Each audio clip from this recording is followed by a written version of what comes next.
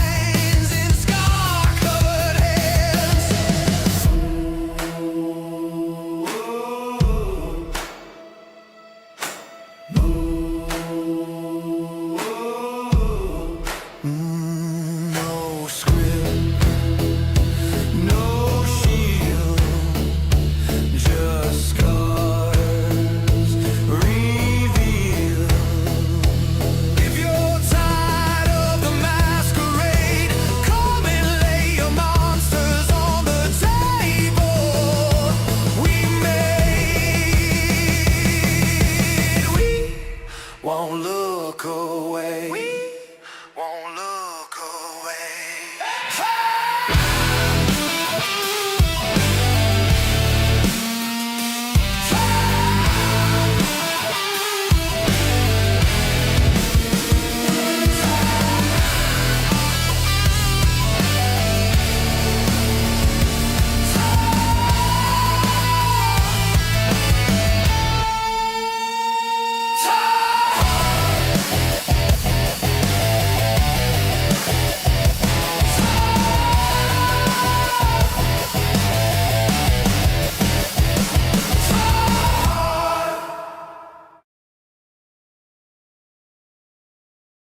Have you heard the conspiracy about Mattress Firm? People only need to buy a new mattress every 8 years, but there seems to be a mattress firm on every corner. This makes no sense. Theories online indicate that the company is involved in money laundering and that these stores exist as a way for them to not get caught.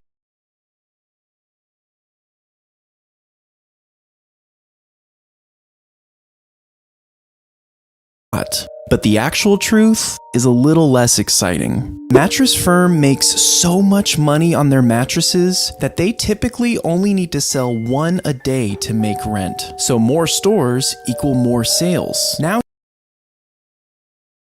sorry about that. Mattress Firm has an ingenious business model, and I'll explain what it is. The short doesn't really get into it, but I'll explain what it is here in a second. you can ask your friends, have you heard the conspiracy about Mattress Firm? Okay, so Mattress Firm's business model is this. When they identify an area, a part of town, typically around where Walmarts pop up, okay? They will immediately go in and grab a 20-year lease, negotiate a 20-year lease at a discounted price. So let's say that they get it, for the sake of conversation, that they get the lease. What up, Merlin? Welcome in. Let's say that they get the building, they get the store for a 20-year lease at $2,000 a month. For the sake of conversation, it's probably more like 10. But then what they do is once that now they can just sell, they get a huge discount on mattresses because they own like billions of them. They buy them billions at a time. So if they never do this, that's okay. The store is still making a little bit of money, but where they make the real money is during that 20-year lease, when that area develops and the price per square foot goes way up. They then turn that mattress firm, they sublease it to another company at an increased price. And that's where Mattress Firm makes probably 75% of its money is not from mattresses. It's from subleasing subleasing the buildings that they got when the area first started to develop. It's kind of genius, actually. Welcome in, guys. It's Conspiracy Theory Thursday, and we are talking about the Montauk experiments this morning. The only thing I ever really knew about the Montauk experiments was I remember something about a Montauk monster. Do you remember when they found that thing that washed up on the shore over in, where the hell is it? West Virginia or whatever it is over there on the East Coast? That was really all I ever heard about this. Now, according to YouTube, I did watch one of the two videos I have for you here today. I don't remember watching it, so it might have been something that I fell asleep during, you know what I'm saying? Anyway, let's get into this because there's a lot going on here, and apparently this inspired the Stranger Things. I never watched that show either, but it seems like maybe I should. It inspires some Stranger Things type stuff over by the experiments they're talking. I guess that's what this is all about. I guess it was disguised as like a radar facility or something like that in New York. Okay, let's take a look. Now, I was looking for videos to watch, and I chose this one, number one, because of the time. Like, everything on this subject is 2 or 3 hours long, and I just don't have that kind of time in the morning. So this first video runs 40 minutes, which was right up my alley time-wise. But also, there is a guy in this video. I only watched about 3 or 4 minutes of it. There's a guy in this video that I couldn't not watch. Like, I gotta see what this guy's deal is, and you'll see what I mean in just a minute. Take the Montauk Project, rumored to be a series of secret government experiments on children decades ago. It's said to have inspired the TV series Stranger Things. In my other career as an actress, I play a role on that show. So when I heard that new evidence may prove that the Montauk Project is true, I immediately agreed to help investigate. To finally be in Montauk, somewhere that I've read so much about, it's interesting. And to actually be in Montauk, that Stranger Things is based off of, it's like my two lives are merging. A World War II era base was built to protect the East Coast from invasion. The base closed in the 1980s, but a massive radar tower still stands. I'm meeting with Sam Tripoli. He has a podcast I'm familiar with, and he's a huge conspiracy theorist. Yeah, he appears to be a devoted believer of the Montauk conspiracy, so staying on track might be a challenge. Yeah, this guy is really, really weird, you guys. I've listened to a few episodes of his podcast. To say he's a character is putting it lightly. Yeah, it's an understatement. Ah, yes, Queen. How are you? Jen, thanks for meeting me down here. Yeah. Look at this place. This guy is over the top, man. I love investigating conspiracies and finding out what real events fueled those stories. I do a podcast called Tinfoil Hat with Sam Tripoli, and we investigate the unreported. And this is the mother lode, Montauk. This is where some of the most insane government experiments in psychic warfare went down. We're right next to a place that was called Camp Hero. It's over there with that giant radar. During the Cold War, 12 radar towers were built for the NORAD air defense system. This is one of those in Montauk. In the late 70s and early 80s, the US government allegedly tested mind control experiments on children and time travel capabilities on them. I brought Jen here to find out what really happened at Montauk. The official story is that they were trying to check to make sure there were no Russian planes attacking, right? That is actually the last remaining radar of the 12 that were in the United States, so it was actually set up for that purpose. Well, that's what they told you. That's what they want you to think. That radar represents ground zero for a multi-level laboratory, and the ramifications of that are nuts. My buddy, Brian Minnick, told me he has video proof of their underground bunkers. And he says he has friends that have physical evidence that something is still going on there today. Now, do you think there's a conspiracy theory that there's certain ticks? I think one of the conspiracy theories is that Bill Gates was behind the ticks that make you allergic to meat. They make you allergic to meat. Do you think there's something there, like they're trying to get us to stop eating meat? It is interesting that such a beautiful, serene place could be home to such terrifying and horrific experiments, if true. When I present all the proof, you will leave here a 100% believer. So I want to see the radar tower, and you're going to prove all of this to me. Prove all of it.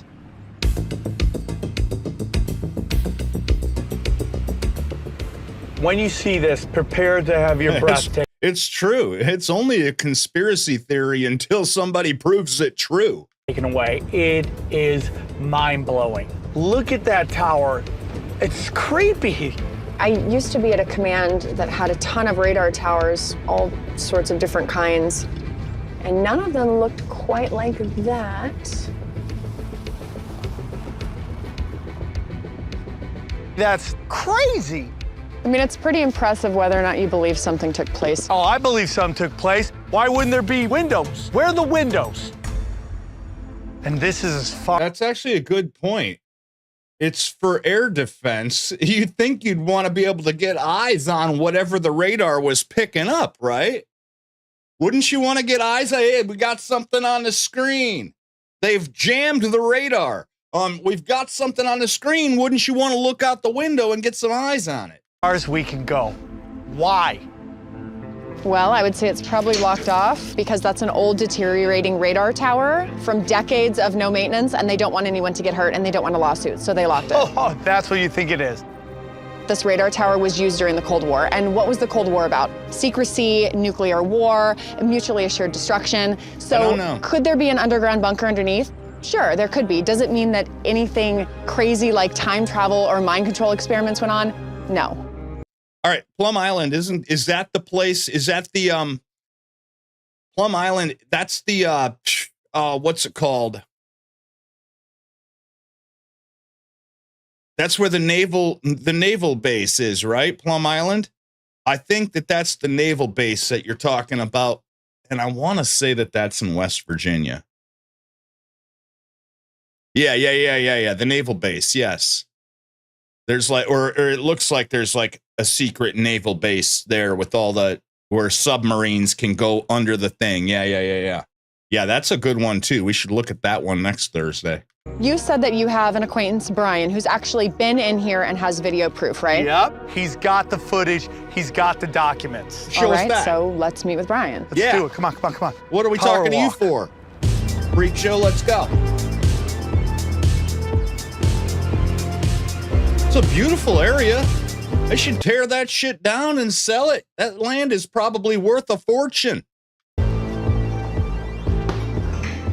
Also, New Marshall. York. Hi, Brian. Hi, nice to meet you. You too. Brian Minnick is an expert in all things Montauk. He's been going to Camp Hero since his father brought him there as a child. I've been to What kind Ontario of photos and many videos do you have times. to show us? I queued up just a couple videos here. This one here, this side Many of the radar, times. like nobody's ever seen it, has a big trench dug out. That whole thing was never there. This was just flat cement. This is usually just one flat I grew up piece in of Detroit. cement there, and that's, Suddenly one day you showed up and that was there? yeah, that was there, open. Wow. Brian Minnick seems like an honest and sincere researcher, but what his videos show is totally unclear to me.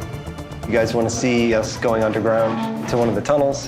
Hell yeah. All right, let's This see. guy, man. It's pretty hard to see in here, but you know, there's a lot of, when all the flashlights are in one spot. And when we go to the other end of the tunnel, our mission is to find this door where we can go down to a staircase into sub-basement tunnel. Any evidence of time travel? This was in the book, the Montauk Project. This right here is the No. Thyratron. They say that's the frequency hopping pulse modulator piece of equipment that they say helped with time travel. The flux capacitor? Pretty much, yeah, that's the equivalent of the flux capacitor in this story, yeah. Here's another one. This is the Thyratron. Where's the bolt? Oh, he's heavy. We're never gonna get this out of here. Thyratrons are real devices found in radar facilities, but any connection to time travel is unproven. Jen, with all this What is it? What does it do? Is it like a magnet? What is it? evidence, does it prove anything to you that maybe something was going on underground? I never discounted that. It proves that there is a time. Uh-oh.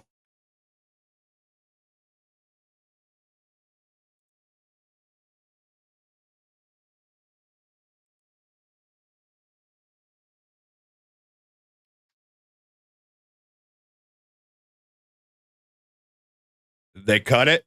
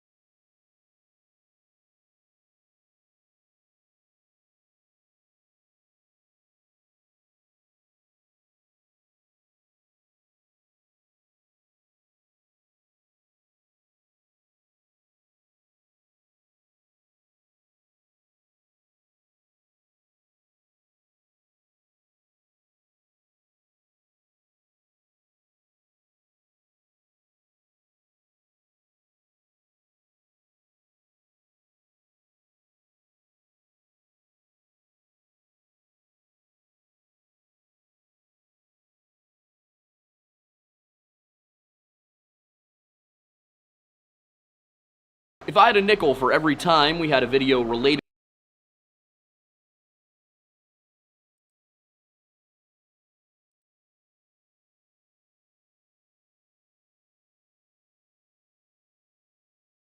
Okay, guys, it looks like we're back.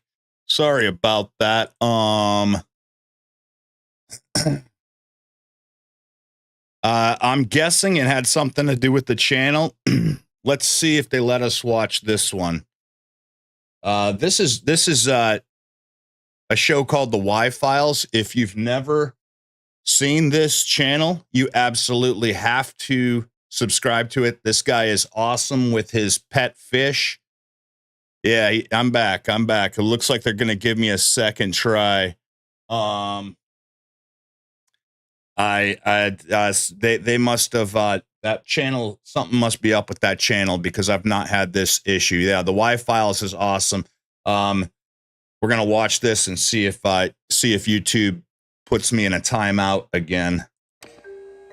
In 1943, the USS Eldridge was made invisible and teleported from Philadelphia to Virginia. And this event was known as the Philadelphia Experiment. When the Eldridge reappeared, some crew materialized in walls and bulkheads, and they died in agony. But 2 sailors didn't reappear at all.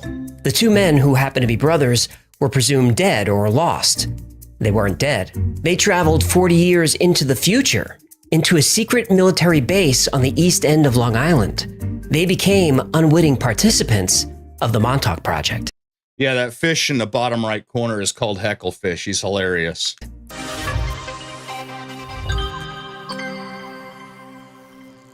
In the early 70s, Preston Nichols, an engineer who specialized in electromagnetism, worked for a defense contractor on Long Island. And during this time, he was working with a group of psychics studying telepathy and getting good results. He discovered that telepathy behaves exactly like a radio wave. For some reason, at the same time every day, his subjects' minds would be blocked, and he had no idea why. After 3 years of this strange phenomenon, Nichols brought in radio equipment to monitor the signals during the psychic blackout.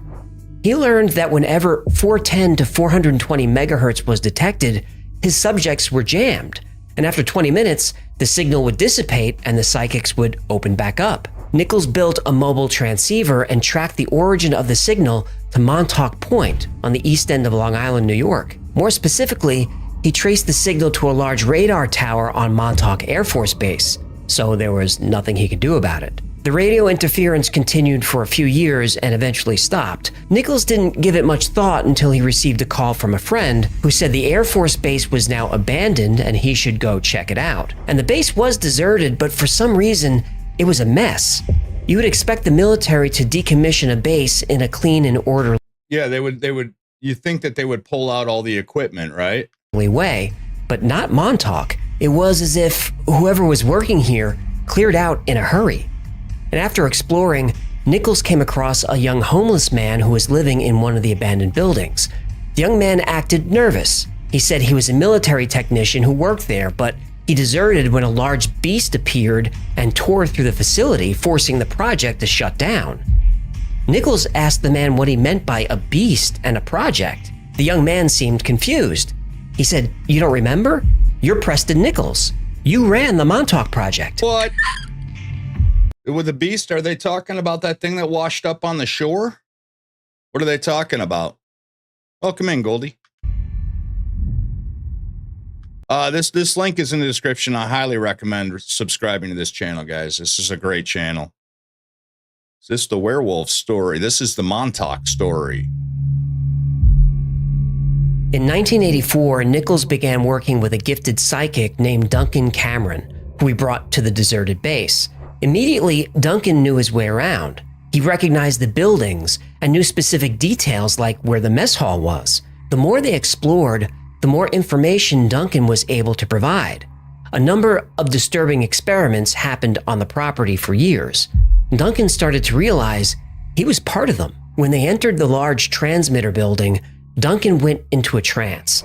While in this trance, Duncan said he was programmed to find Nichols, befriend him, and then kill him. And once that objective was achieved, Duncan was programmed to destroy Nichols' lab and all his research. And because Duncan was now aware of his programming, he was able to resist it. And back at his lab, Nichols used a deprogramming technique to give Duncan back full control of his consciousness. After working with Duncan for a while, Preston Nichols started to realize he had been involved with the Montauk Project also. He just didn't know how or why. So what? He forgot. They used that. Did they use that like that drug that gives you amnesia or something like that? Over time, more of Duncan Cameron's memories surfaced. Duncan realized he had served aboard the USS Eldridge with his brother Edward. They were the two sailors who were lost during the Philadelphia experiment. Yeah. Wait, hold on. That experiment took place in the 40s. That's right. Duncan Cameron and his brother Edward had been transported from 1943 to 1983, 40 years into the future. So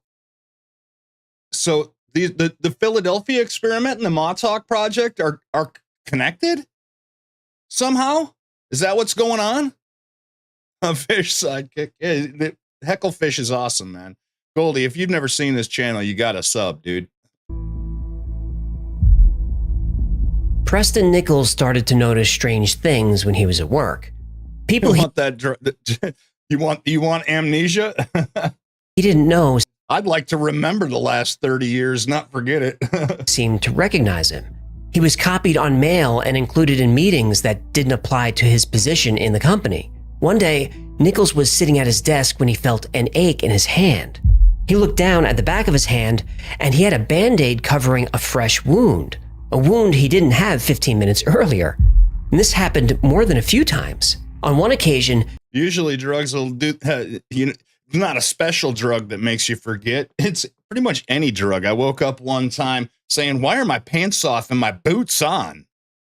Where the hell was I? What was I doing? My pants were off and my boots were on. Nichols even confronted the company nurse and asked her if he'd been there for a Band-Aid. She said he hadn't and had no idea what he was talking about. As time went on, Preston Nichols began to realize that he was living two separate lives. One day he had what he calls an intuitive urge to visit the basement. This was a high security area. Only maybe 10 people in the company had the clearance to be there, and he wasn't one of them. He reluctantly took the elevator down. He gathered himself to try to appear natural and walked right up to the security guard.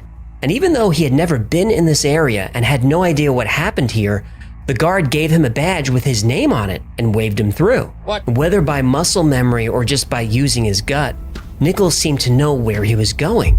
He finally arrived at a plush office, much nicer than his own, and on the large desk was a nameplate, Preston B. Nichols, Assistant Project Director. Preston Nichols now had real physical evidence that he was living two lives, one as an engineer, the other as a senior member of a top-secret government program called the Montauk Project. By early 1990, all of Nichols' memories of the project had come back, and it was worse than he could have imagined. So he was part of the Philadelphia experiment, right? And then he time traveled, because that's a whole nother thing. If you've never heard of that, let me know and we can look into that. But he time traveled 40 years into the future, but it's as though he didn't, because he had been there all along and was now part of the Montauk Project. Is that what he's saying?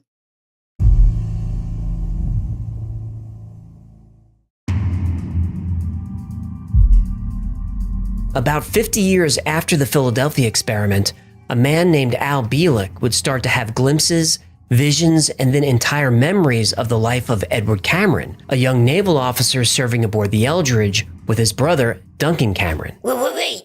Isn't Duncan Cameron a psychic working with the Preston guy? Yep, 40 years in the future? that's right. I love it. Please continue. Bielek wrote books, spoke at conferences, and gave many interviews describing his time on the USS Eldridge while living in the body of Edward Cameron. Aboard the Eldridge, when what was called a magnetic bottle was engaged, the ship began to slip through time. In a panic, Al Bielek, aka Edward Cameron, along with his brother Duncan, jumped ship. And when they landed, it was the year 2137. Edward woke up in a hospital and was being treated for radiation injuries. Duncan was nowhere to be seen. When his health improved, Edward learned more about the world he was now in. In 2137, the geography of the United States is vastly different.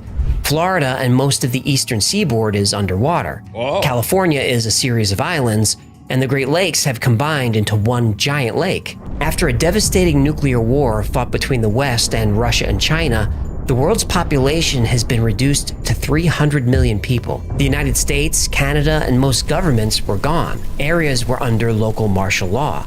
And just when Edward was becoming overwhelmed, he was transported hundreds of years in the future and arrived in the year 2749. He would spend 2 years living in this time. That would be so cool, man. That would be so cool. And life in the 28th century was much different than life in the 22nd. The most obvious change was anti-gravity technology. This allowed people to live in floating cities more than 2 miles above the Earth. And these cities were run by an advanced AI, all interconnected with one another. And human life was easy. As long as you contributed to society, all your needs were met. The AI, operating robotic equipment on the ground, handled all farming and food production. Hippie communist paradise. Pretty much. And Edward felt like people lost their identities. Sure, their lives were easier, but they were now mindless drones. Welcome to paradise, comrade. Then suddenly, Edward felt the world shifting again. Now, he and his brother Duncan appeared in 1983. When they arrived, they were briefed by government officials and told to never discuss what happened. Now, Edward would be going on his most important mission of all, but he would be going as Al Bielek.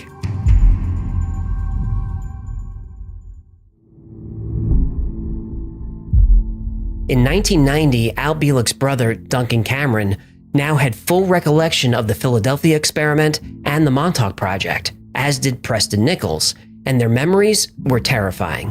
Back in 1967, their story of time travel. I'm a little bit lost. Travel and teleportation intrigued researchers at Brookhaven National Labs. Technicians at Brookhaven had made an interesting discovery. The men serving aboard the USS Eldridge were susceptible to mind control. This breakthrough obviously had military applications. The United States could use this technology to tell an enemy's army to not fight. Wars could be won without losing a single life. And America could take over the planet by controlling everybody's mind. Well, that's a scary thought. Hello. They already do it. What do you mean? Now, come on. The government uses the news media, big tech, and Hollywood to turn you He's not wrong. people into sheep. Okay, look, having a point of view is not really mind control. People can still think for themselves. Brookhaven scientists were excited to get started. The Montauk Air Force Station was the perfect place. It was deserted, remote, and had all the equipment they needed. It even had the largest radar antenna in the world, an antenna powerful enough to broadcast high-powered signals for hundreds of miles or more. The goal was to broadcast on the right frequency that could alter and control the human mind. The Montauk experiment had now begun. Okay. Now we get to find out what's going on with this. Duncan Cameron having superior psychic abilities was key to the project. He was able to withstand a tremendous amount of electromagnetic energy, and this was necessary to survive. That's the word I was looking for earlier, electromagnetism. The Montauk chair. The Montauk chair was essentially a mind-reading device. It was a large metal chair covered in coils and sensors, and also connected to the chair were 3 receivers, 6 channels, and a Cray supercomputer. If you sat in the Montauk chair, your psychic abilities could be tremendously amplified. Whatever image was in your mind was displayed on the computer screen. The first tests were to see what would happen when Cameron was electrocuted with different amounts and frequencies of energy. They learned that different frequencies could elicit different emotions, and specific frequencies could make him sleep. That could be useful. Animals in the area were also affected by transmissions. There were reports of deer running out of the woods into town and throwing themselves against the glass windows of the stores on Main Street. Soon they were able to perform what researchers called the seeing eye. If Cameron had a lock of someone's hair or some personal object, he could see through that person's eyes, hear through their ears, and feel whatever that person's body felt. He could do this with anyone on the planet. So what, would the deer was just like a side effect of the experiments or something like that? Very similar to what remote viewers can do. Using Duncan Cameron's psychic abilities and the technology at Montauk, scientists were finally able to control people's thoughts. Then they learned how to load information, commands, and entire programs onto an individual's mind. And this technique could be adjusted to make people do things they wouldn't normally do. Assassination, sabotage, even self-sacrifice if that was the mission. Over time, the experiments became even more advanced. Cameron was now able to manifest physical objects with his mind. If he thought of an apple or a baseball, the object would appear, first on the computer screen, then holographically, and then finally as an actual solid object in the real world.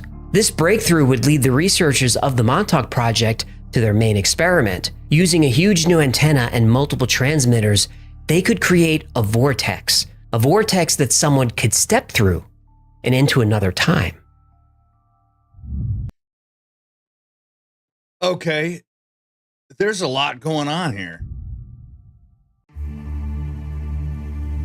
Now we're going back to the Dr. John Van Neumann Project. was one of the great mathematicians of his time. He also made contributions to physics, computer science, economics, quantum mechanics, and lots more. Naturally, the United States put him to work on the Manhattan Project, as well as many other top-secret government programs. Dr. Van Neumann died young of cancer in 1958. But that turned out to be a lie. He was actually placed in a program similar to witness protection to hide his identity. And Preston Nichols was able to find him and talk to him about the experiments in Montauk and how they connected to the Philadelphia experiment. Van Neumann, now an old man, had been waiting 40 years for this very moment. He said when the USS Eldridge reappeared after the experiment, it was fatal to most of the crew. Van Neumann knew how to fix this. One of the ship's power generators had malfunctioned during the experiment. This is why so many men died. But if someone could go back and disable the faulty generator, the ship would come back properly and no lives would be lost. Al Bielek and Duncan Cameron were selected to go, but they were nervous about it. Dr. Van Neumann told them not to worry. He knew this would work. According to the ship's records, they had already succeeded. Back in Montauk, Duncan sat in the chair and created a portal to the USS Eldridge in 1943. Duncan and his brother jumped back onto the ship and disabled the generator. Edward decided to stay in 1943, and when Duncan returned back to Montauk, something had happened. His many jumps through time had caused him to age very rapidly, and he was now dying of old age. Now, this could be a disaster because Duncan is linked to so many events in the past that paradoxes could form. To prevent these disasters, the Montauk technology was used to send a message through time to Duncan's father, Duncan Cameron Sr. At that point, Duncan Sr. only had one child, a daughter, but he was instructed to get busy and make baby boys because a lot depended on it. When Duncan Jr. was born in 1951, the Montauk scientists used the boy as a vessel for Duncan's current electromagnetic signature. This would ensure continuity of the timeline without paradoxes. And using a similar technique called age regression, Edward Cameron's consciousness was installed into the body of young Al Bielek. Now, if you're finding this hard to follow, you're not the only one. Yes, thank you. Thank you. Actually, that just acknowledging that it's hard to follow makes it easier to follow. All these paradoxes and time travel missions were weighing on Preston Nichols. He started to feel like he was doing more harm than good. To the people in the program, to the planet, and to space-time itself. He decided it was time to shut down the program. And for just this scenario, the Montauk Project had a contingency protocol. Someone quietly walked up to Duncan while he was in the chair and whispered, "The time is now." The phrase worked, and a nightmare followed. What? What was that? Upon hearing the word, the hypnosis, you can like embed like a phrase into someone's. That's how they get those people who are like assassins who don't even know that they're assassins. "The time is now," Duncan Cameron unleashed a monster from his subconscious. But it wasn't in the lab, it was somewhere on the base. Preston Nichols describes it as at least 10 feet tall, hairy and vicious. It was tearing through the base, attacking everything in its path. Nichols' supervisor ordered the power generators shut down, but that had no effect. The creature was still wreaking havoc, building after building. The Montauk transmitter was shut down. That didn't work. The main power coming from the utility company was cut. That didn't work. Power was still on, being generated from somewhere. I learned how to do that when I was a kid, Merlin. And worst of all, the creature was still on the loose. Nichols grabbed an acetylene torch and went to the building that housed the transmitter control unit.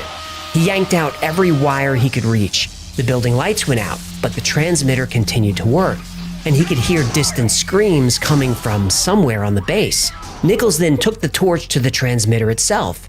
He cut wires, conduits, even large chunks of equipment. He destroyed everything he could. He says the burn marks can still be seen to this day. Finally, the portal Duncan Cameron created closed and the creature vanished. And for Preston Nichols, this would be the end of the Montauk Project. But for many of the victims, this was only the beginning. Yeah, when I was a kid, when I was in high school, I was a bit of a shithead. And when I was a kid, I was a shithead. And the teacher kicked me out of class, told me to go to the library and study whatever I wanted to for the whole semester. And then at the end of the semester, I was going to go back to the class, this guy who hadn't been there all year or all, the 6 months or whatever. And then give a presentation about what I had learned. I decided to go and study dreams. I don't even remember why I picked dreams, but I was like, well, this might be interesting. And I just read shit tons of books for like whatever a semester is, 4 or 5 months. And yeah, I learned how to do that, how to like control my dreams. It's actually pretty fascinating and fun. I mean, I don't even mind like nightmares. I actually enjoy nightmares now because I can control them. Since the late 1940s and early 50s, the government has had the capacity to what I call bend time. Got an A in the class. The Montauk Project ran from the early 70s until 1983, and the story does sound far-fetched, but there are many people who say Preston Nichols is telling the truth. While the Montauk Project was operating, it needed a constant supply of people for its experiments. Unfortunately, most of these were children, usually boys between 10 and 15 years old. These children became known as the Montauk Boys. Montauk Boys were usually runaways who were taken from troubled homes, like families suffering alcoholism, drug addiction, or abuse. One of the Montauk Boys is named Stuart Swerdlow, and as a boy, Swerdlow recalls having dreams of waking up in a dark room strapped to a hospital bed surrounded by strangers. Yeah, it sounds more like maybe a memory. And the room was dark and damp, and the walls were made of rock. And Preston Nichols did say that the experiments took place deep underneath the Montauk Air Force Base. One disturbing goal of the Montauk Project was to create an army of children whose minds could be programmed and controlled. Then they could be activated at any time. They would carry out any mission, no matter how horrible, and not remember any of it. Montauk Boys have been linked to events like Columbine and the Oklahoma City bombing. In order to prepare the children for programming, their minds had to be broken down. This included starvation and torture. They received electric shocks. They were submerged in cold water to the point of almost drowning. And this was done day after day until the child's mind was ready to accept new programming. And many other men have come forward claiming to be one of the Montauk Boys. One said he was forced to take LSD in what became known as the acid house. Another said his body was used as a sort of generator to feed psychics. I seem to remember doing that too, but that was my best friend's house when I was a teenager. Sitting in the Montauk chair, usually Duncan Cameron. As you would expect, many children did not survive this phase of the experiment, and they're said to be buried somewhere deep under the base, still presumed missing after 40 years.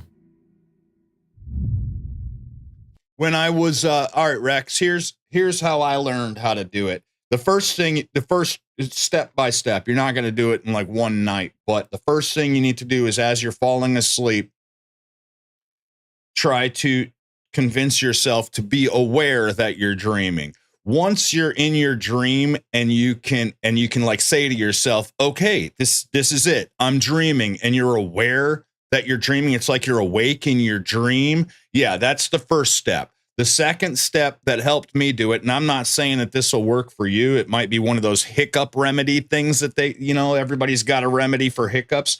But the second thing that I did, after I was able to at least acknowledge that I was dreaming, I was awake in my dream, is that I picked up my hand, I looked at my hand, and then I convinced myself to flip my hand over and look at the other side of my hand. And once you're able to do that, then you can really, your training just takes off. You know what I mean? It's after that, it's just a thought process of, oh man, let's try this. Let's do that. Let's try this. Like I can convince myself to fly, but then a lot of times, like while I'm flying, all of a sudden I'll be plummeting to the ground. And I was like, oh God, think about flying. Think about flying. They wanted a large number of programmed boys to be used for mind control operations. Knock on door frames. Never heard of that. The experiments at Montauk that must be a Canadian thing. Affected everything in the area. Television and radio signals were disrupted. Animals behaved strangely. In 2008, this is the monster I was talking about. Animal washed up on the beach at Montauk. It's been called the Montauk Monster. What is this? Now, I should also point out that directly across the Long Island Sound is Plum Island, the location of the Animal Disease Center. There you go, Joe. Rumors say this island has been used for animal experiments, biological weapons, and even testing human-animal hybrids. And then this thing washes up on the shore right next to it. What the hell is this thing? If that's not some sort of weird hybrid, I don't know what is. It's got the body of my Labrador, the hands of, it looks like a fish hand, and then it looks like it's got a beak like a bird. Could this animal have come from Plum Island? What's interesting is the CDC, Center for Disease Control, is part of America's Health and Human Services Department. Plum Island, allegedly a scientific research facility, is part of Homeland Security. Maybe we need to do an episode on this. Back to Montauk. That would be a great episode. Christopher Garetano was 8 years old in 1983 and playing on Montauk Beach. He found strange metal objects in the sand. He dug them out and was walking back to his family to ask what they were. Then out of nowhere, someone in a military uniform appeared and chased them off the beach. This started a lifelong obsession for Garetano, and he would visit the base many times. And during these visits, he would find problems with the government's official story. The Montauk Air Force Base is not supposed to have underground levels. Garetano notes that there are manhole covers all over the property. Now, sure, those could be used for drainage, but on one trip, Garetano brought a geophysicist along, and using imaging equipment, they proved that a large concrete building was buried 20 feet down. And many people have explored the buildings over the years, and a few have video that shows evidence of an underground complex that was buried and filled by concrete. See, they should really take down, find out if there's radiation down there, because that's a lot of times that's how they get rid of waste. Nuclear waste is by putting it underground and then burying it in concrete. In one visit, urban explorer Brian Minnick found receipts from the late 1980s that showed over $80,000 per week was spent on food. That's a lot of food for a base that was... Yeah, but it's government food. I mean, you're paying like, $4,000 for a cheeseburger. Supposedly shut down in 1981. Preston Nichols, Stuart Swerdlow, Al Bielek, Chris Garetano, Brian Minnick, the names go on and on. There are dozens of people, maybe more, all claiming to be part of the same experiment. The US government denies all of it. Who do you believe? Of course they do. If you asked them today, they'd probably deny denying it. Saddened today to think of those who did not survive and whose families will forever live with the knowledge that their death and suffering was preventable. I was a subject in radiation as well as mind control and drug experiments performed by a man I knew as Dr. Green. What the United States government did was shameful. Dr. Green was using me mostly as a mind control subject from 1966 to 1973. What was done cannot be undone. His objective was to gain control of my mind and train me to be a spy assassin. Is this pieced together? Is Bill Clinton actually referring to what this girl is saying? Or is this pieced together from two different things? I am sorry. The next year, I was sent to a lodge in Maryland called Deep Creek Cabins to learn how to sexually please men. I was taught how to coerce them into talking about themselves. Only you have the power to forgive. What? The Montauk Project has probably been my favorite conspiracy since Preston Nichols' book first came out in 1992. I spent a lot of my life on Long Island, so a conspiracy that takes place in your backyard is hard to resist. I've been to the Air Force Base, which is now called Camp Hero, and this story has affected a lot of people. The original title of the show Stranger Things was called Montauk, and a lot of stories are taken from Nichols' writing. And this episode was difficult Lisa, to research and write. That's what I was thinking. It seems like it was almost pieced together, right? Yeah, it sounds like the whole thing with Monica Lewinsky. Yeah. Because the more I learned about my favorite conspiracy theory, the less I liked the people involved. First, Al Bielek. He's the man who said he served on the USS Eldridge in 1943 in the body of Edward Cameron.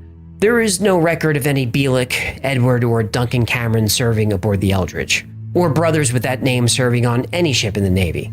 Okay, so what he does is he tries to debunk the theory, the conspiracy theory at the end of each episode. Sometimes he's able to, sometimes he's not. He's very honest about that. In this particular case, just because there's no record of these guys being there, that doesn't mean that they weren't there. I mean, it's how hard is it for the government to erase a record, especially before the digital age? It's just on a piece of paper. You just burn the piece of paper and there's no record of it, right? Now, supporters of the theory say their names were erased or changed by the government. Right. That's fair. Yeah. In Bielik's writings, he used pictures of his family, Edward and Duncan Cameron, and others. They were all proved to be untrue. Most suspicious of all, Bielik had no memories of the Philadelphia experiment until he saw the movie in 1984. He said the movie brought his memories back. That could be. But his story is surprisingly similar to the movie. He also struggled with paranoia and other psychological problems. Oh. He made a meager but sufficient living off selling CDs and merchandise and talking at UFO conventions. He died in 2007. Well, you know your audience. I mean, you know your audience. Many people still believe his story, and they claim that the government has sponsored a disinformation campaign to discredit him. Okay, now Stuart Swerdlow. He's a character. He's still around and claims to be a Montauk boy.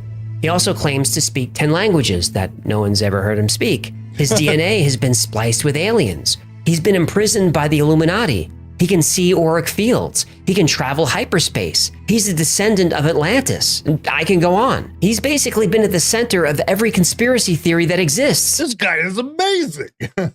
Moon bases, hollow Earth. Lizard people? Yep, even lizard people. Oh, I create such a wacky story. Well, you can hire Stuart to deprogram you for a fee. Ah, that's why. Now, I'm not saying the guy's a fraud, but I am saying a judge said he was. And if you Google him, it's not pretty. Who knows? Maybe all his potions and vitamins and dog treats will help you reach enlightenment. Did we Google him? But I don't recommend You guys want to Google him? buying his products. Wait, what was his name?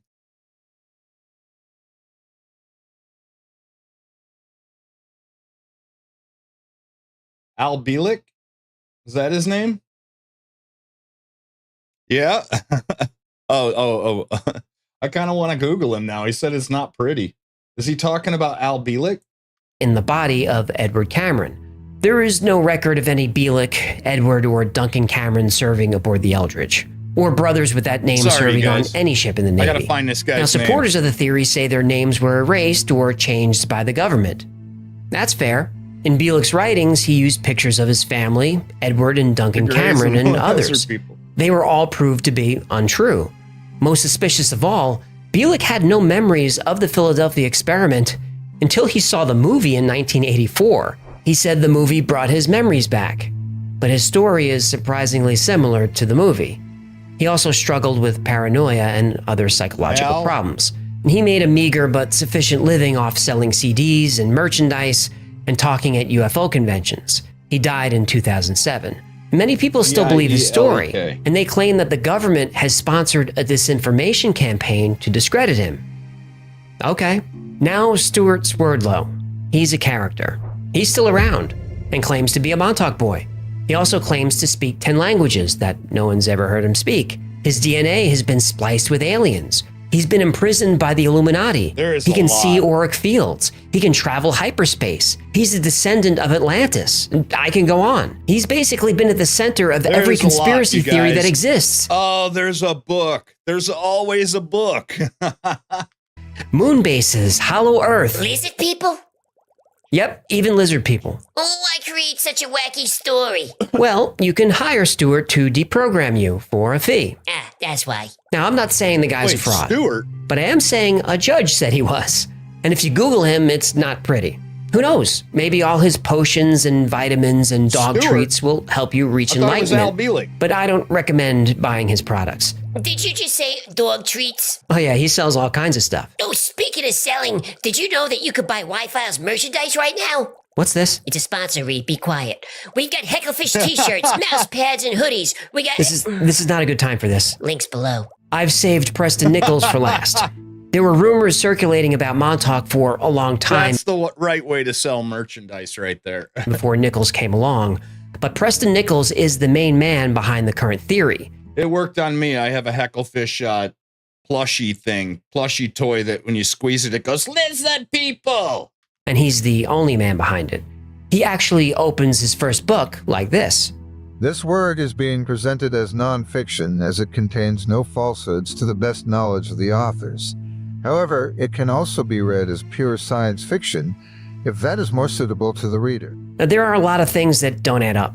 Nichols says the Montauk experiment took place 10 stories below ground, maybe lower, and that there are tunnels deep underground that connect to other secret locations in the United States. Now, that might work in some parts of the US, but it won't work in Montauk. When glaciers move, they pick up all kinds of sand, dirt, and debris, kind of like a push broom. And when the glaciers recede, the debris remains, and this is called a glacial moraine. Long Island is essentially a pile of glacier debris, mostly sand. You just can't dig very deep there. Yeah, I have one. I just moved into the new house, so as soon as I unpack it, I'll show it to you guys. This is why the only skyscrapers in the area are downtown Manhattan. That's where the bedrock is. Nothing else can support deep digging. But there's one final conspiracy about Preston Nichols we need to discuss. And if you have little ones watching, please send them away for a few minutes. Really. What? What?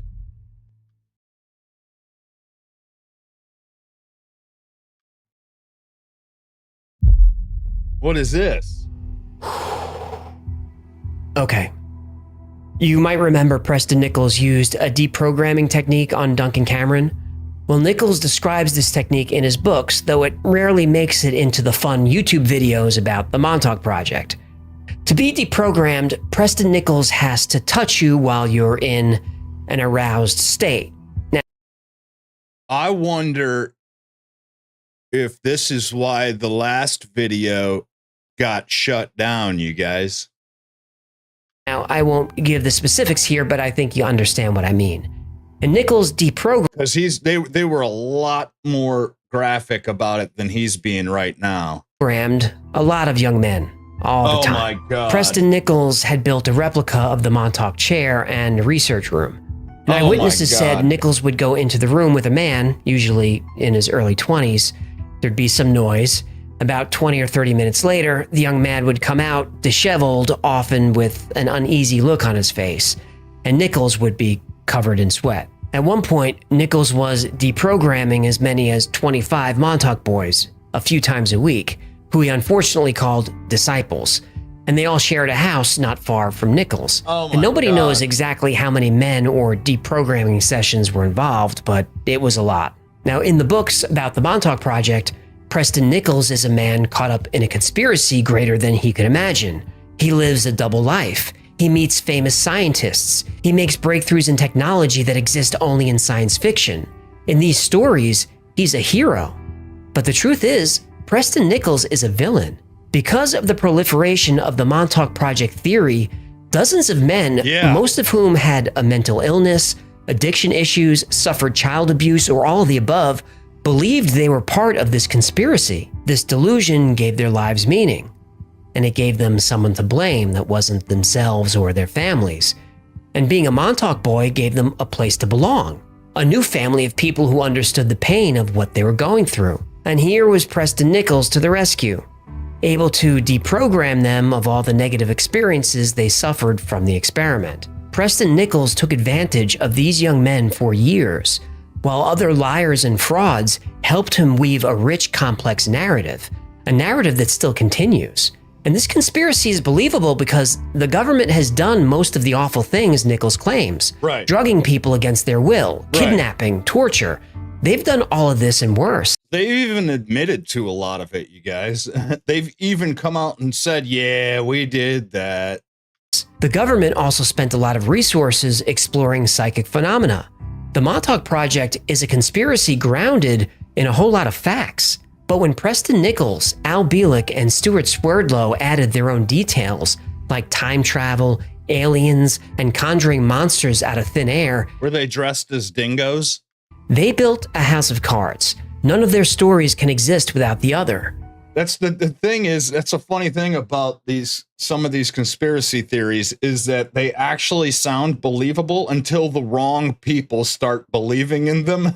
And then the lack of their credibility kind of destroys the conspiracy theory. That's a shame. If we're able to debunk just one small detail of any one of their stories, the house of cards made of fraud and abuse collapses, and then all that's left are the victims.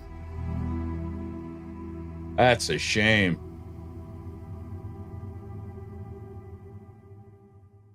Well, at least I now know it's not my fault. Thank you so much for hanging out with me today. My name is AJ. That's Hecklefish. This has been the Wi-Fi. You guys, the Wi-Files is awesome. You absolutely should subscribe. The link is down in the description. I really apologize for that last video. I'm guessing maybe it just got too graphic in that part, because that was right around the time that they were talking about that. But that's all I have for you guys today. I have to go pick up my charger. It is ready. It got new brakes on it, and I had to replace the solenoid on the front axle so that the all-wheel drive works. What else is going on? Tomorrow we're going to be looking at, I have a bunch of awesome police dash cam chases and stuff for you guys tomorrow. And then tomorrow night we'll be playing we'll be back on 007 First Light, 007 First Light, and then Crimson Desert on Saturday. You guys are awesome. Thanks for hanging out. Merlin, welcome. In fact, Wranglosaurus Rex is a fellow Canuck. You guys are awesome. I will see you guys tomorrow morning. Have a great day. Peace.